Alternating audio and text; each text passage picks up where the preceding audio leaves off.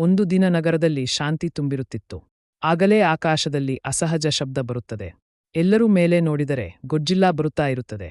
ಜನರು ಹೆದರಿ, ಅಯ್ಯೋ ಗೊಡ್ಜಿಲ್ಲಾ ಬಂತು ಎಂದು ಓಡಲು ಪ್ರಾರಂಭಿಸುತ್ತಾರೆ. ಗೊಡ್ಜಿಲ್ಲಾ ಬಂದು ನಗರವನ್ನು ತಿರುಚಿ ಹಾಕುತ್ತದೆ.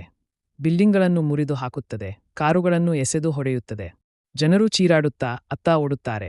ಅದಾಗಲೇ ಒಬ್ಬ ವ್ಯಕ್ತಿ ಹತ್ತುಕೊಂಡು ತನ್ನ ಅಜ್ಜಿಗೆ ಕರೆ ಮಾಡುತ್ತಾನೆ. ಅಜ್ಜಿ ಬನ್ನಿ, ಗೊಡ್ಜಿಲ್ಲಾ ಸಿಟಿಯನ್ನು ನಾಶ ಮಾಡ್ತಾ ಇದ್ದಾನೆ. ಅಜ್ಜಿ ಅವರ ಮಾಂತ್ರಿಕ ಕುದುರೆಯ ಮೇಲೆ ಕುಳಿತುಕೊಂಡು ತಮ್ಮ ಮೆರುಗುಮೆಯ ಜಾದೂದಂಡವನ್ನು ಹಿಡಿದು ಆಕಾಶದ ಮೂಲಕ ತುಮ್ಮಾರೆಂತ ನಗರದ ಕಡೆಗೆ ಬರುತ್ತಾರೆ.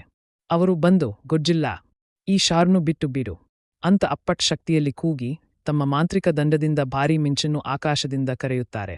ಒಂದು ದೊಡ್ಡ ಬ್ಲಾಸ್ ಮಿಂಚು ನೇರವಾಗಿ ಗೊಡ್ಜಿಲ್ಲಾ ಮೇಲೆ ಬೀಳುತ್ತದೆ. ಗೊಡ್ಜಿಲ್ಲಾ ಅರ್ರ್ ಅಂತ ಒಂದು ಭಯಾನಕ ಚೀಲಾಟ್ ಹೊರಡಿಸಿ ಅಲ್ಲಿ ಕೆಳಕ್ಕೆ ಬಿದ್ದು ಸತ್ತು ಬಿಡುತ್ತದೆ. ಅಜ್ಜಿ ಮತ್ತು ಅವರ ಮಾಂತ್ರಿಕ ಕುದುರೆ ಇಬ್ಬರೂ ಹತ್ತುಕೊಳ್ಳುತ್ತಾರೆ.